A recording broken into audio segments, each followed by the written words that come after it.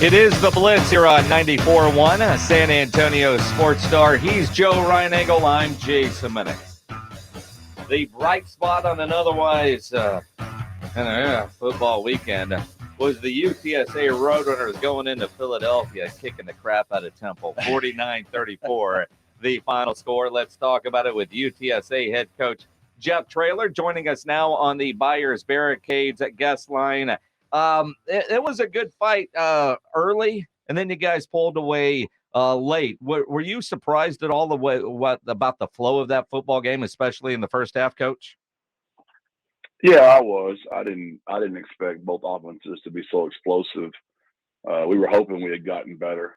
We didn't know we had gotten to that level, and we thought our defense would stop them more on third down, and we didn't. So yeah, I've said that a million times to my wife. She always asks me, she's like, how do you not know what it's going to be like? You're up there 100 hours in a week. I'm like, baby, that's what makes it so incredibly exciting. We really don't know how it's going to turn out. I love that. I think every wife asks that about that, something to that effect. But when you look at Temple, Jeff, were you expecting, is that the style of offense that they run? I mean, this guy, E.J. Warner, throws the ball 65 times on Saturday. Yeah, I thought he would get over 50. I didn't think they'd be able to block our front. We'd be able to stop their running game. I knew they could see that as well. So we knew they would attack us. And they do. They do a really good job of letting that kid do what he does very well. And he gets the ball out of his hand before the receivers ever turn around. He also avoids the pressure better than you think he does. You can just tell he's played a ton of football, and I know his father's awful proud of him. Jeff Traylor joining us here on the Blitz after UTSA beat Temple on Saturday. Home game this week against UAB. Against Temple, I know it was a game-time decision. Frank Harris back, throws for 338 yards, 3 touchdowns, goes over 10,000 yards for his career there at UTSA. Getting him back, obviously a nice spark for the offense. I'm curious the combination, Coach, of getting Frank back, but also moving the offensive coordinator to the press box as opposed to being on the sideline. What difference does that or does that actually make? Or clearly with 49 points, you got what you were hoping to out of it, right? Well, it was just a decision I had made, just looking back in our bowl game. Even though we didn't score a lot of points, we moved the ball against probably the best defense we played against all year in Troy, up and down the field. We just couldn't score in the red zone. I thought he was just very effective up there. Justin is he understands defense very well. He understands the big picture very well. And getting up in that press box just calms things down. He's a thinker. And just getting all this spreadsheet spread out everywhere, it's a lot easier to look at them on a desk versus holding it down there. The only negative is you don't have the relationship with the kids down there. You don't have the feel of the game as much. But we brought Frank's quarterback coach down on the field and Sean Davis.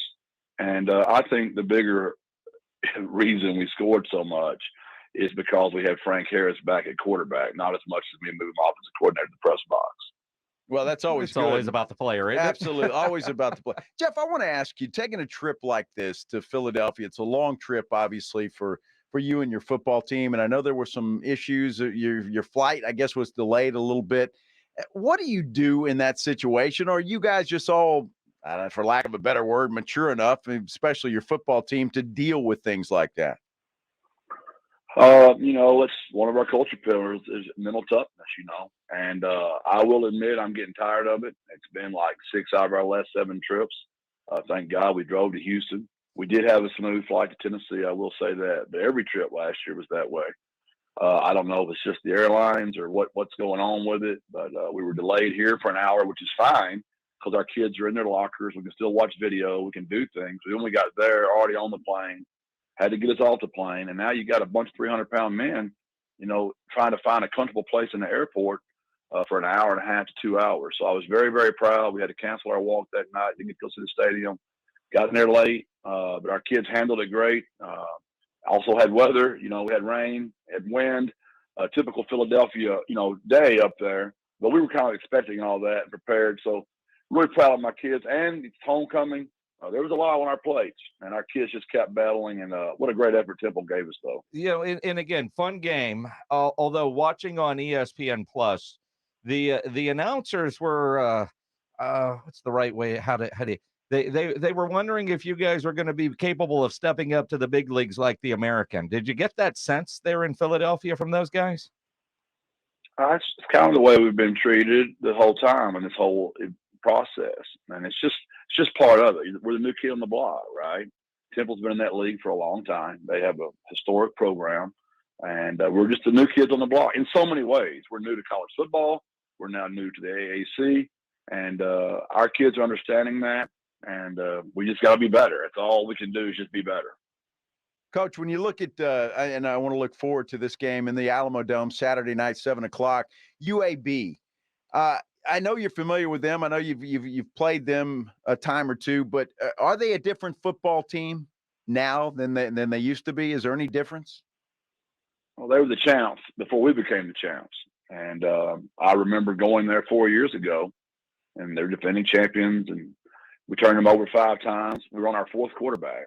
Frank had already been hurt. Lowell had already been hurt. Josh Atkins broke his collarbone first snap of the game. And we still battled them to the very end. And that's when our kids realized we were real. The next year they come here. Oscar makes the famous tip catch to win the game on the last play of the game. And then last year we go down there and either beat them in double overtime or overtime. So we've had 3 literal wars with them that came down to the last play of the game. I expect this one to be no different. They had 400 yards at halftime against South Florida and 35 points. So Coach Dilfer's got those guys playing really, really well. So it's going to be a barn burner led by San Antonio quarterback. Well, 2 San Antonio quarterbacks on the field in Zeno versus Harris. Absolutely. Yeah. Jay Mustang against the Clemens Buffalo. It's going to be a fun one. And I like that it's a 7:00 kickoff. We've got tickets we're giving away all week. You can buy your tickets, UTSAfootballtickets.com.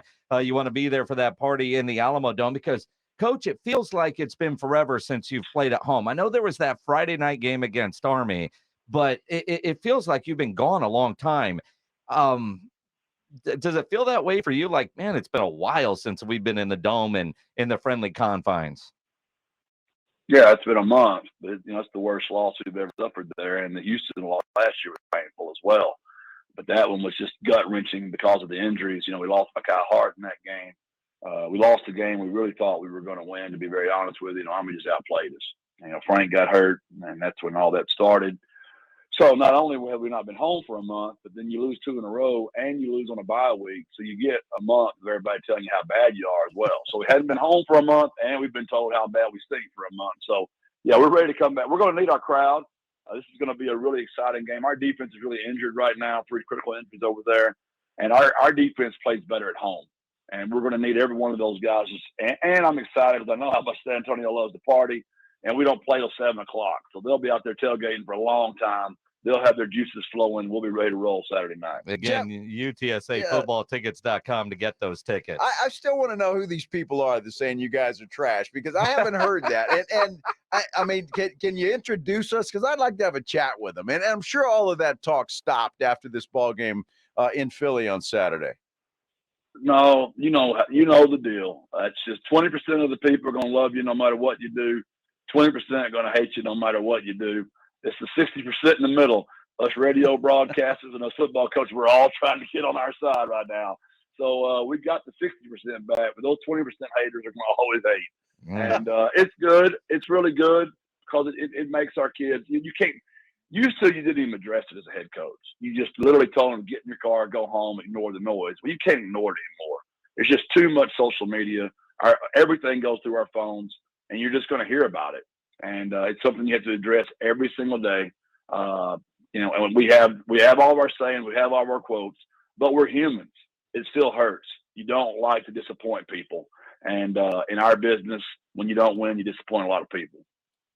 UTSA head coach Jeff Traylor joining us here on the Blitz. On top of that, I just out of curiosity from the coaching clinics you go to, the handbooks, the manuals, just talking to your friends. If you're Mike McCarthy, what do you say to your team after what happened to the Cowboys last night, losing to San Francisco the way they did?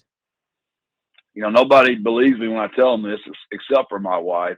I've not watched. I didn't even know my son won yesterday, 34-0, until she called me and told me. I'm literally on UAB and only UAB. I watched the Tulane UAB game twice last night during that time, so I had no clue until I got to work this morning.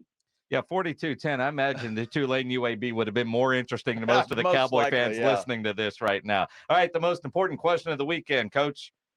Did you get a cheesesteak? And from where? I did. I don't know where they brought it to me from. It was in my locker when the game was over. They could have given me a 47-day-old hot dog. It had been the best hot dog I've ever eaten. To see our offense play the way we used to play, it was a huge relief to see Frank come out of the game healthy, to see my kids win their first conference AAC win ever. You know, it's 11 in a row now. That's hard to do.